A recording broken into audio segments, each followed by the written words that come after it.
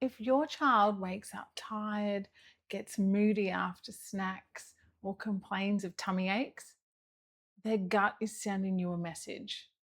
And the fix isn't another expensive supplement or detox, it's real food.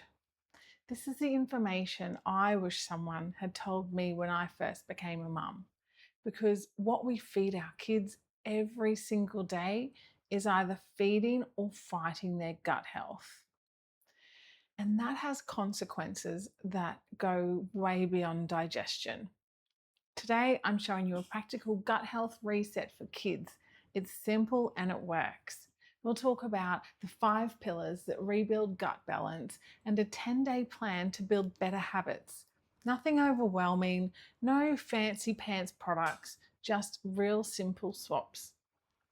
Your child's gut is like a living city. Inside, trillions of bacteria are working around the clock, digesting food, balancing hormones, and supporting mood and immunity. But diets today are filled with preservatives, refined sugars, numbers, chemical additives, all things that impact our gut diversity. And that's when we see signs in our kids like fatigue, mood swings, low energy, and relentless sickness. The good news, kids' guts respond well when we feed them right. And building better habits doesn't have to be overwhelming. Let's break it down into 5 categories.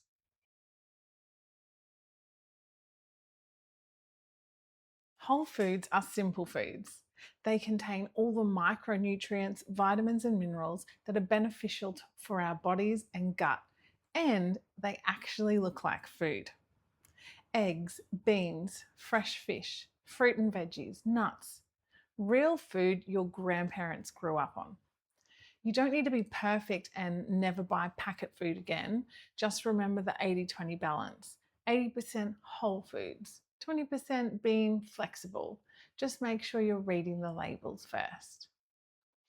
Whole foods don't have to be exotic and expensive. It's just about choosing foods in their most natural, unrefined states. Then making sure they're showing up as the majority and consistently on your kids' plates. A whole food category worth highlighting here, omega-3 rich foods. So think salmons, sardines, walnuts, chia seeds and flax seeds. They're all excellent sources. Omega-3s are anti-inflammatory, which helps support the gut lining and the broader immune response. Most kids don't get nearly enough these days, so let's try adding a good quality wild caught oily fish to your menu twice a week. I know most kids can be picky, especially when you're changing up their normal food routines. So let's try giving them a choice rather than an ultimatum. Say, do you want apple with peanut butter or carrot sticks and hummus? Or do you want roasted sweet potato or asparagus with your salmon? This gives them ownership and curiosity instead of resistance. Remember, whole food isn't a marketing term. It's food made with ingredients you can pronounce.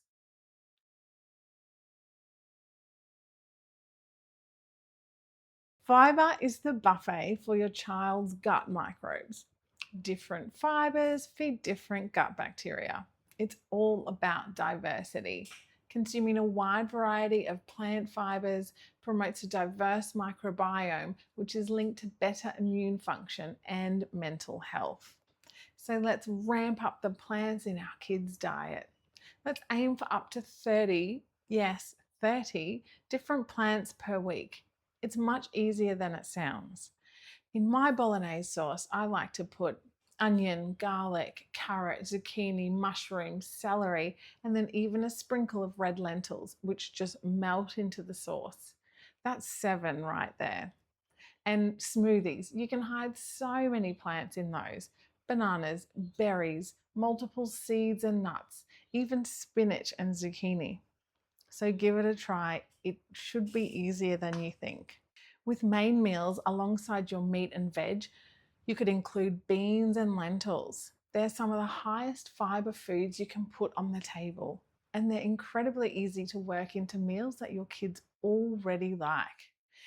Think lentils in your bolognese, like I just mentioned, or black beans in your taco mix.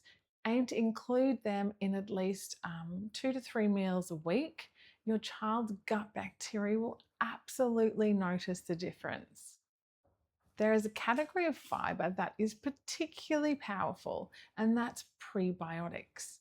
Prebiotics are a type of fibre that your body can't digest, so they travel all the way down to the large intestine where the good bacteria are waiting. It feeds them, producing compounds that support gut health, immunity, and even a better mood. The best whole food sources of prebiotics for kids are oats, bananas, garlic and onion, cashews, almonds, apples, asparagus. Now, including those 30 a week doesn't have to be stressful. You can make it a game. Make it fun and create a sticker chart. Every new fruit, vegetable, seed, or herb counts as one sticker. And you'll be surprised at how quickly the kids want to fill that chart.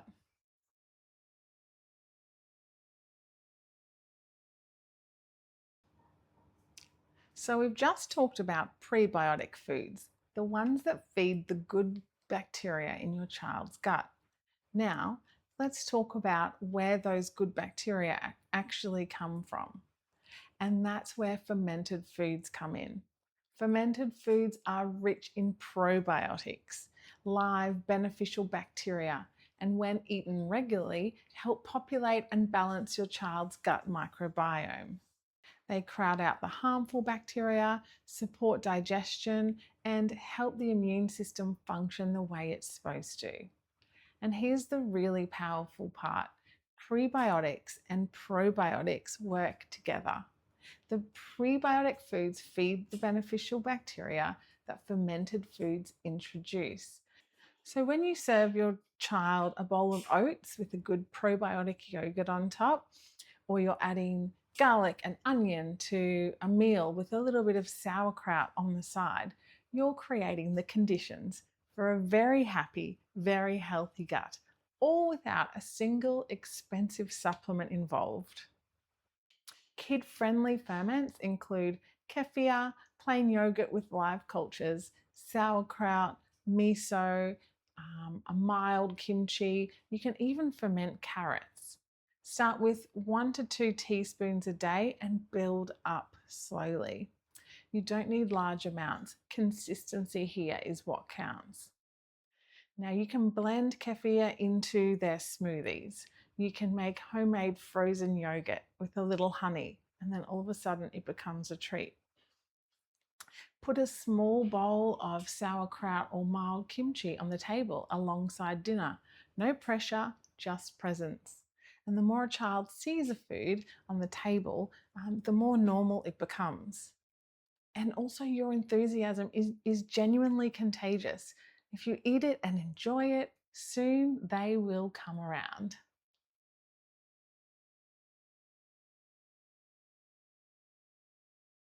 This is where we need to play food detective.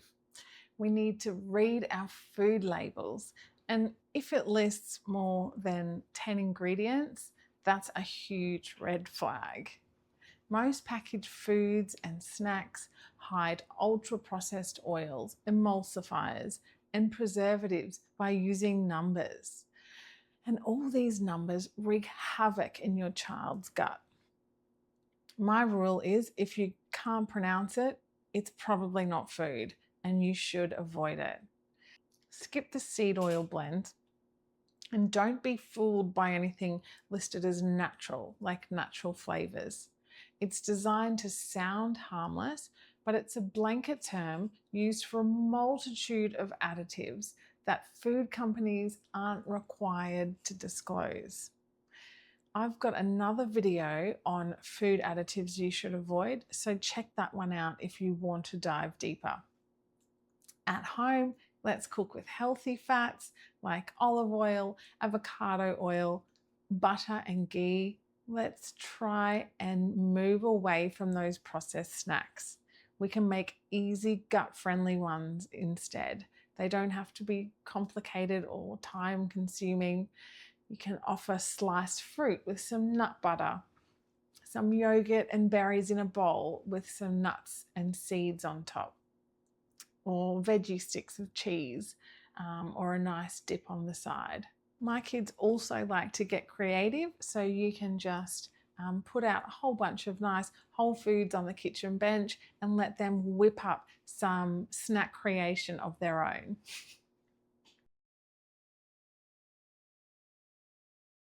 Now, sugar doesn't have to be the enemy, and we're not going to cut it out altogether. We're going to retime it and be smarter about where it comes from. Here's what's actually happening in your kid's gut when they're eating a lot of added sugar. The harmful bacteria absolutely thrive off it. When sugar consistently outweighs fiber and whole foods in your child's diet, it really tips the balance, feeding the bad bacteria and crowding out the good ones. So over time, that imbalance drives inflammation, disrupts digestion, and affects mood and energy in a way that seems completely unrelated to food. And it's not just the obvious culprits like lollies, sugar, and soft drink. Added sugar is hiding in places most parents wouldn't even suspect. Flavored yogurts, pasta sauces, flavored crackers and chips, fruit snacks, breads and pastries.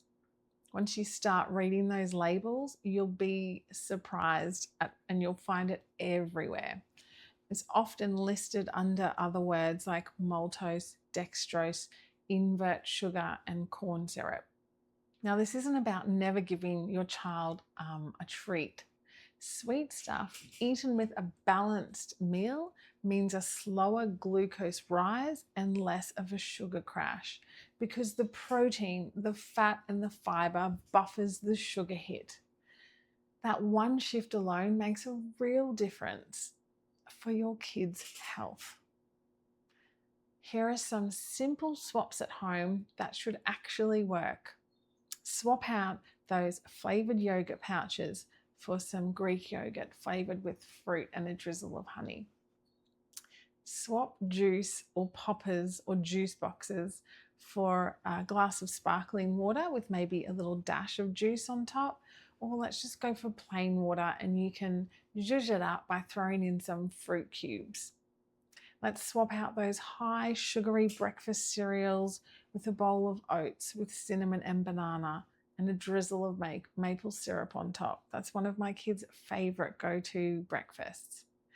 And swap those store-bought muesli bars. Most of them are ramped up with artificial sugars.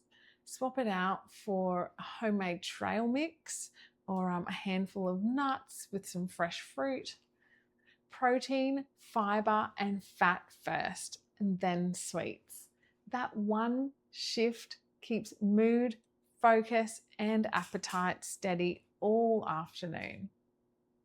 All right, here's your action plan. Write it out and stick it on the fridge and start today.